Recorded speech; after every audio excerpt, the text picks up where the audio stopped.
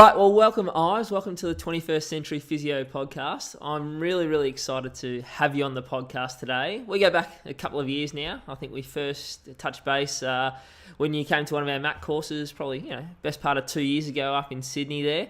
There's usually, one or two people you remember from every course, and you've definitely been someone I've been following since, because I could just tell from that course that your passion, for the industry is just huge. So I'm really excited to have you on the podcast today and hear about your thoughts on the future of physiotherapy in the 21st century. Oh, thanks so much, Steve. It's an absolute pleasure to be on here, and I can't wait to hear what you get out of me. It'll be great. Oh, mate, it's going to be some gold, I'm sure. So, mate, tell us a little bit about yourself. Why did you get into physiotherapy? What have you done since you graduated from university? So I know you got a bit of a varied background.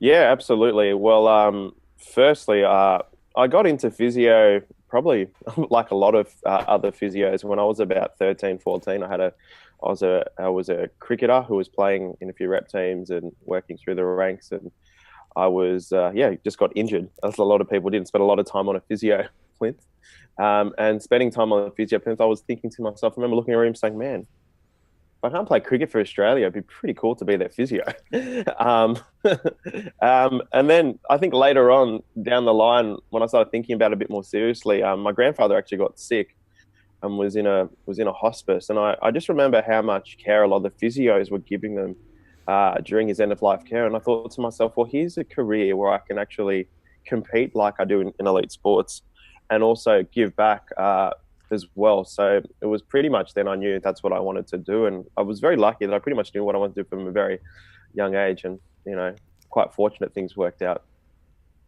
No, I think that definitely worked out for you, mate. You're doing some great things now. Yeah. So, it wasn't that easy for you to get into physio. From I remember the conversation we had back at the course. It took you a little while to get into the profession. Tell us a little bit about your journey through that, because there's a lot of young people out there looking to get into physio, and it's often quite difficult these days to get in.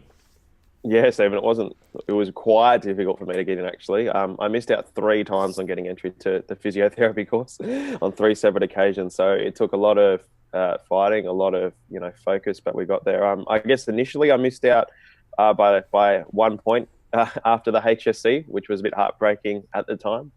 I then did an undergraduate degree in sports science, and due to a technicality in academic marking, missed out again. And then I was told I needed to do further study. So I did a master's in sports science, got exceptionally good grades, and then got told that my grades wouldn't count because they changed the admission criteria. So I missed out again, and then had to actually take on the university a little bit and actually fight for my right, hopefully for a place. And after a long-winded bit of a battle with the uni, I actually finally got my application looked at separately and got in. So third time's a charm. But I can tell you, Steve, I would not change anything for the world. I'm so grateful for the journey. It made me so resilient, and it made me realize how badly I wanted to become a physio. I think the more you have to persevere and you have to persist with something to get where you want to go, I think the more meaningful it is to you, I think. And I think it definitely shows that was the right pathway for you. What did you learn along that journey, getting in, apart from, that resilience and persistence? Yeah, well, first of all, just some really good skills, to be honest. Like, I remember that Masters of Sports Science year. It was the first time I'd done a prac, and it was a subject which was worth 16 credit points off the top of my head. So it was just where you had to spend 2-3 days a week in an aged care facility, and just the communication skills, working with a clientele which I'd never worked with before, and you could achieve great results with. I remember that's something really, really good that I learned. Dipped my feet in research in that year as well. And the other thing, which I think is most important, is I met so many wonderful people, so many friends across the world. And that's why at the end of the day, I'm just so grateful for that journey as well, because those friendships you build really help on so many accounts. So, yeah. That's fantastic. I think some of my best friends and colleagues now are people that I met through the university studies, and it's good that they're probably the solid rock that's around you for that time, through that 5 to 7 years, depending on how long you sort of spend at university. So I think that's really important. Now, speaking about around the world, I know you've done a bit of travel with physiotherapy, and you've done some interesting things. Tell us a little bit more about your journey, around travel and physiotherapy. Yeah, well, I guess I spent my first 2 years after I graduated in private practice, and just felt I needed a bit of a change. So I'm very lucky that I'm a dual citizen, so I probably can't run for parliament anymore, unfortunately. But I decided to take on an offer by an Australian physio who was working in India, and I worked in Mumbai in India for a secondment for a short period of time. I think it was 4 or 5 months, and it was an amazing experience. I'd actually initially been approached. The carrot was to work in the IPL, the Indian Premier League cricket. Unfortunately, that didn't come through because India called a snap election, and they decided that they couldn't deal with security, so they moved the tournament to the Middle East. So that's India for you in a nutshell. As a cricket tragic, that would have been devastating. Oh, a little bit, yeah, definitely, definitely. But oh man, just so many wonderful life experiences. Seeing how physio is so different over there, yet similar in certain ways, and again, great life experience. So definitely took a lot of skills with me back home. Biggest thing I learned is about just about communication and culture, which I just is one thing I think if there's a lot of young physios out here listening, is something that I know is not taught as well at uni, but just understanding people's culture can really help you achieve good results. And me being of an Indian background, but being Australian and just showing that empathy really, I think, helped me learn how, sometimes to achieve great results with our patients, we need to be able to communicate effectively and get buy-in and, help them along the way, which might be a little bit different to how we communicate here in Australia. So that was a big lesson I learned. And again, great for the experience. I'd love to move back there one day and do some stuff, maybe on the back of one of your mat courses. Fantastic, man. That sounds like a good plan. We have got plans there for 2019, so we might have to take you over there and I'd love it. See if we can get you in with some of the teams that are using the mat in the IPL too. So that could be pretty cool. Might be able to get you back there yet. So. We'll talk after, Steve. I'd love it. That sounds good, mate. So, Look, I guess the thing that I'm interested in is you got to that 2-year, mark out, and you decided, look, physio private practice just, wasn't stimulating you enough. You weren't finding it interesting. You needed a change. Why did you decide that, around that time? Because that's something that I get, as I've said on this podcast several times, I get 2 or 3 emails a month, from people who are usually that 2 to 5 years out. Who are looking to go and do something else. Most of them are looking to go back and do a master's in strength and conditioning or a master's in osteopathy or physiotherapy. They're looking for something else because they've just become a bit, disillusioned with practice. And that's one of the reasons we've created this podcast, to highlight people's journeys like yours, to help people see, look, there is another way around it.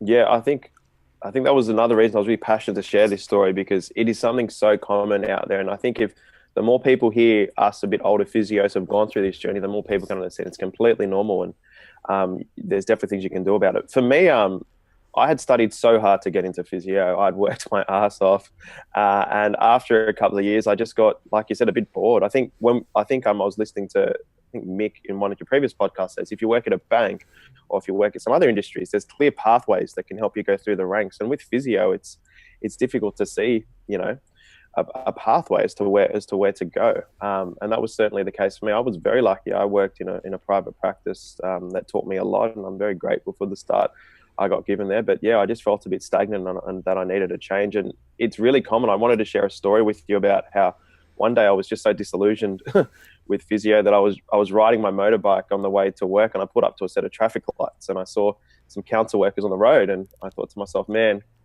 I'd rather be doing what you're doing today than what I'm doing today. And that's when I knew I needed to make a change.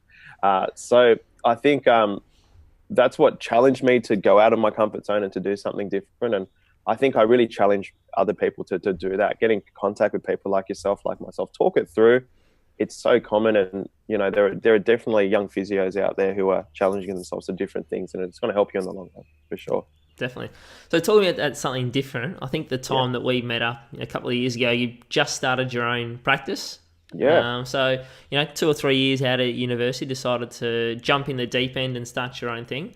Tell us a little bit about, why you decided to, at that time, go and start your own practice and how you went about doing that. Yeah, absolutely. So now that you've heard my story, I guess when I came back from India, just a couple of years ago, I got approached to sort of work for someone with the thought of buying their business and transitioning through. And it made a lot of sense to me, I thought, at the time. So I decided to go and work for this person. I did for almost a year, and it was okay. But then, under mutual understanding, it was decided that, it probably wasn't going to work out to buy the business. But at the time, it sort of freaked me out because I was like, oh, no, oh goodness, what do I do now? So I quickly took another job in the city away from where I live. But I had the clientele that I'd had for so long. So one of my physio mentors told me, why don't you just start something in your home?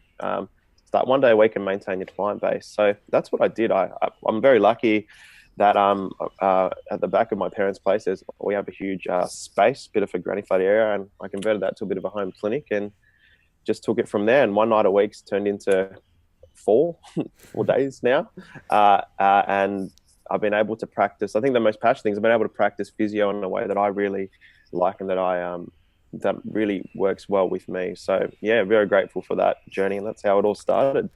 And I think that's a similar journey to, most people out there. I think they get to the point where they feel a little bit, suffocated by the environment they're in. They find they can't do it their way or how they want to do it. So they have to go out there and then create the environment that they want to do. So I think that's really cool. And now you're bringing a team into that environment too. You've got, some interesting things you're doing with some internships, which is, something I'm pretty intrigued about as well. So can you tell us a little bit more about that?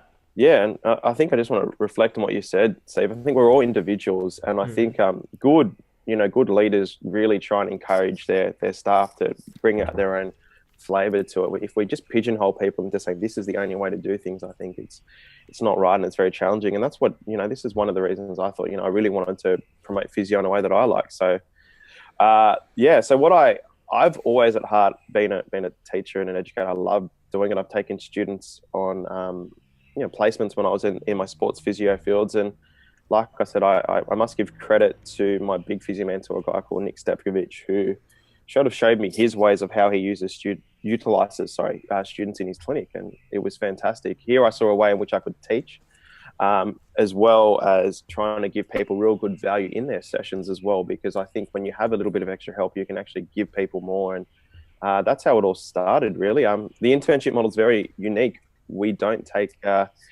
anyone from Australia. Yeah, we take people from overseas, student physios. And the reasons that is because we can get them from anywhere from 10 to 22 weeks. They become really embedded and part of the practice, and they really assist with all the tasks and, add great value to what we do. And as a result, inspired by people like Mick at iMove, we do things like case conferencing, we do things like social events, and it's a way I've been able to build a lovely team culture. And, towards the end of this year, I'm certainly looking forward to getting my first hire and to building upon that momentum.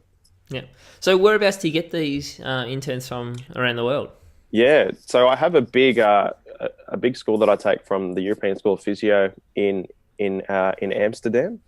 I've been taking that school for a long time. We also take them from Holland. Is just happens to be a beautiful place, by the way. I was lucky to visit last year. Yeah, I'm looking forward to being there in about 4 weeks' time. So yeah, it's awesome. You'll love it.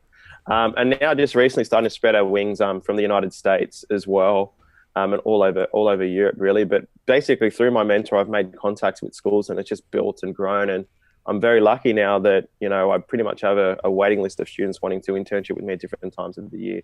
So yeah, that's where it started from there, from those humble beginnings. Great. And so, look, you've obviously worked with people from, the States and physio students from, the Netherlands.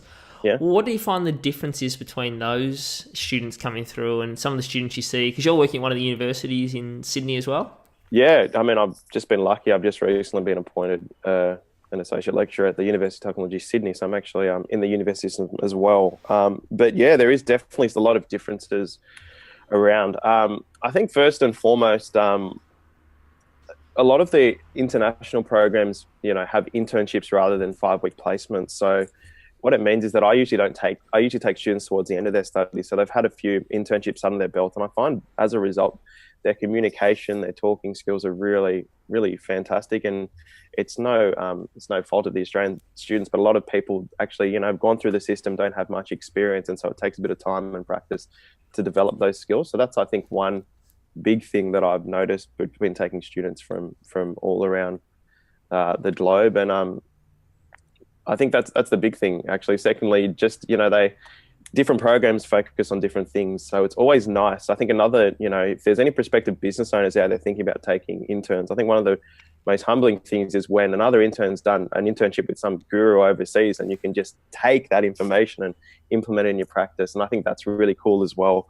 I always challenge my students to teach me something new before they leave, and the amount of knowledge and wealth I've learned from that has been amazing.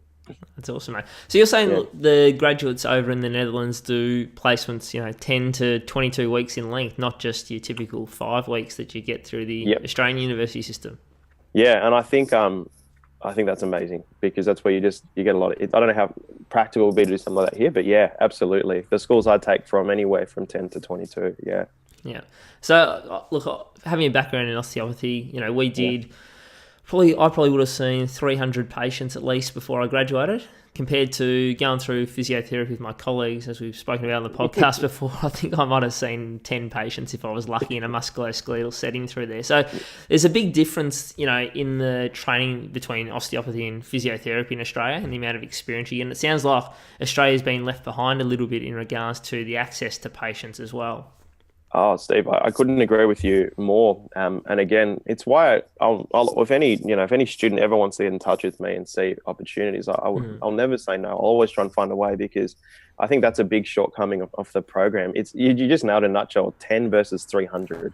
With 300 people, you're going to get that experience. You're going to make your mistakes. I think Will Smith, one of my favorite people, always says fail often when you're working through, because you learn from your mistakes. And what better environment than to learn by practicing. So yeah, it's something I'd certainly hope in my humble work with the universities that we might be able to encourage more people to take on students, and then help people get more experience, because we have to take responsibility as a profession as well for the shortcomings of students coming out of university as well, I think.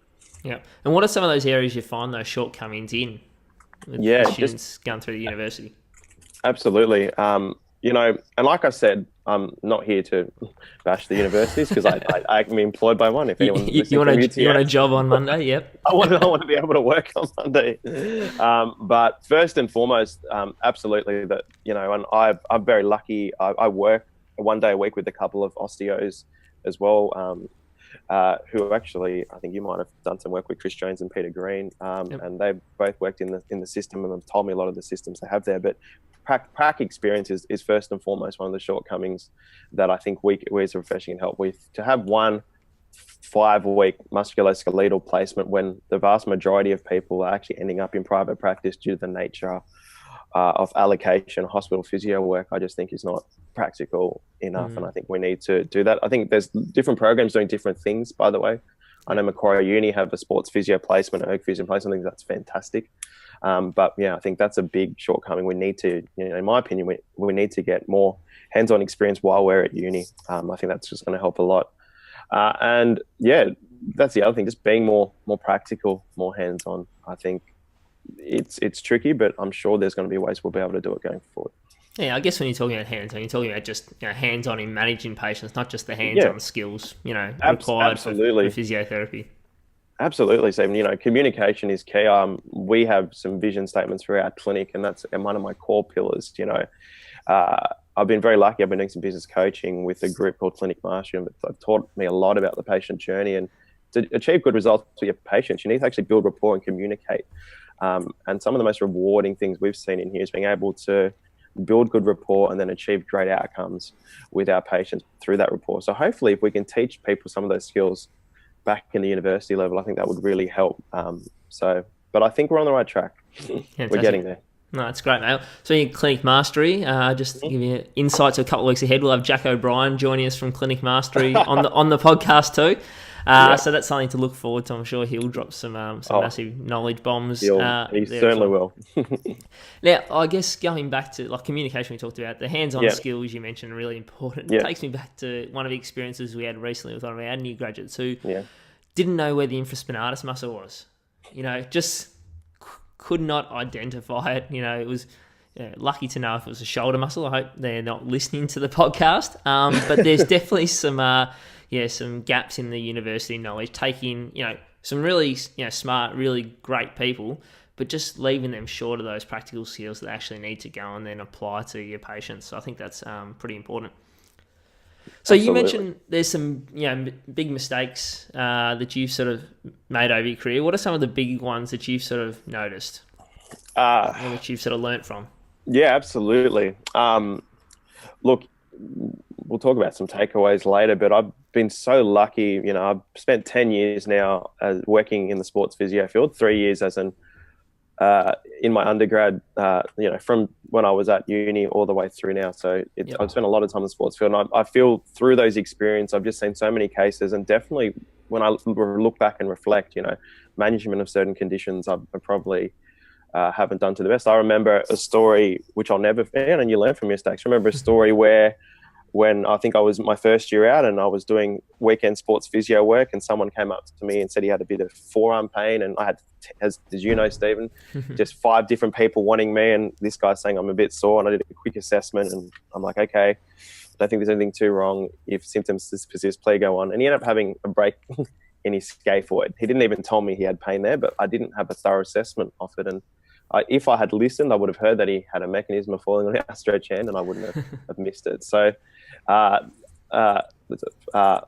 it was a good experience, and you better believe now, anytime I see a wrist patient, I'm making sure I don't miss any of the special things. So Yeah. I think that's just a really good example. Of course, I spoke to him after and everything was fine, but it was just something that stuck with me. And being able to humbly admit your mistakes and learn from them is how we all grow. We're going to fail often. It's completely normal. But if we don't learn from them and grow, that's what's important, I think. Definitely. So obviously you're sharing those things that you've learnt with the interns that you're getting over. What are some of the other areas that you're working on? You mentioned you've got some systems in place in regards to education and training. What are some of the things that you really focus on with them through their, 3-month plus internship? Yeah, we're building and growing. With one of the internships, we as part of their those students, as part of their degree, have to do a thesis. And I'm lucky, one of my ex students actually did a thesis based on my sports physio placement. It's created an online learning resource so for anyone that does sports physio placement, you can do this online learning resource before they come, and they have all these skills to be able to do things. So I'm trying to create systems for my interns to really help them learn and grow in that time period. So every week we have, like you said, the tutorials, which we're recording and documenting, and we're trying to create different resources to help with that as a result. And I'm working with the universities as well to come up with different ways to help better their experience as well. I think Jim Collins has a little phrase saying you should always aim for a big, hairy, audacious goal for 5 to 10 years. And one of mine is to create the best musculoskeletal internship in the world, and I certainly work very hard every day to hopefully work towards that and achieve that. Fantastic. And what are some of those skills you think grads are going to need over the next 5 to 10 years with physiotherapy? I think there's going to be a lot of change in physiotherapy in that time frame. What are some of those skills that you think are critical for someone becoming a good physio in the 21st century? Yeah, well, I've said it a few times in the podcast already, but just having really good communication skills, I think, is really important. If you don't have an ability to communicate and talk to your client, I think you're not going to be able to actually help you achieve great results for your clients. So I think communication is key. I think just the ability to, I think we say as well, but even just embrace technology and embrace change as well. One thing you might not even know about the movement assessment tool, Stephen, was that I found out about your course the day before I did it. So I had never even heard about you guys and what you did till the day before, having coffee with a mate. I'm like, what is this? And then I enrolled the next day.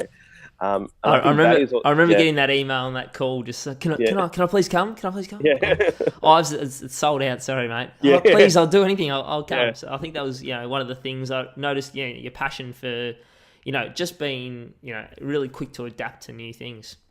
And I think that's really important. And with that, one thing I'm drilling in just to let you know, in universities, we know about special tests and sensitivity and specificity. So the more objective we can be, it'll really help us deliver great outcomes and for our clients. And that's why, I definitely use the MAT every day. And I think if more people can be more objective in their findings, that will really help them achieve great results, which is what we're about at the end of the day.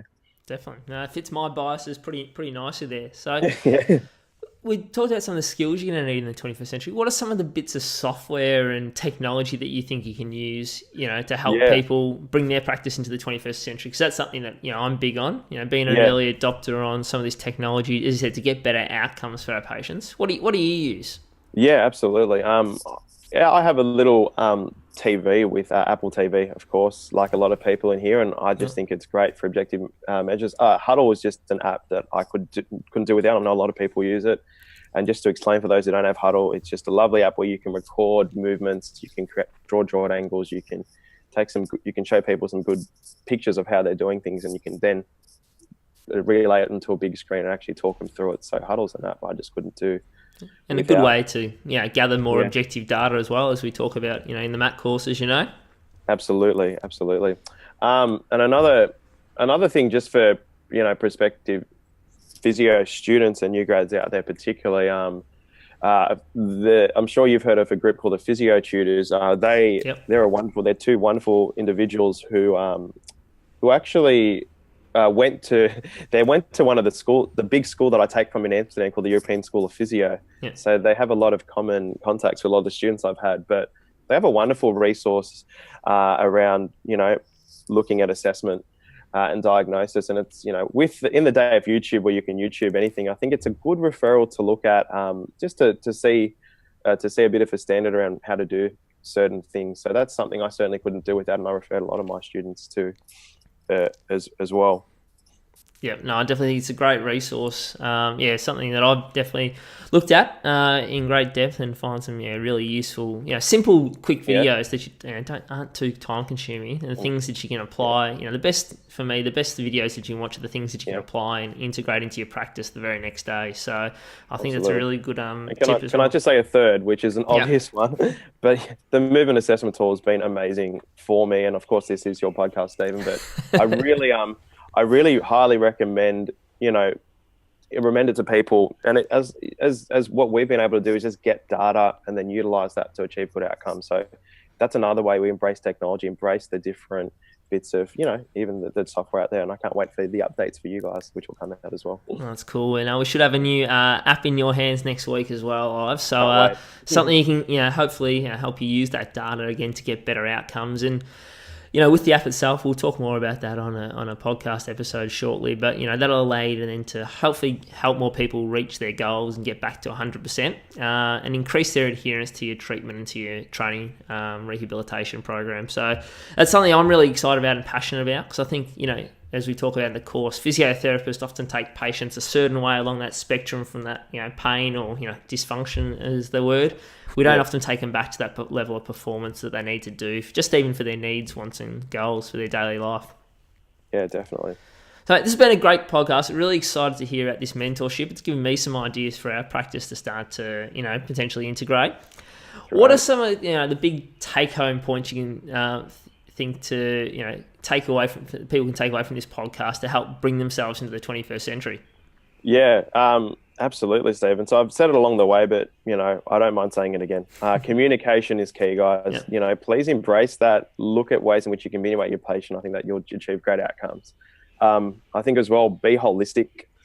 I think in general sometimes we focus too much on the individual injury, but if you can look at ways and means of how injuries occur, taking a bit of that subjective history, looking at different factors. We only, as practitioners, see a patient for 30 to 45 minutes a session. What they do outside of that, I think, is so important. And it's a reason on a different note is why I got into workplace ergonomics, because I was just seeing people with horrible setups, and it didn't matter what I did.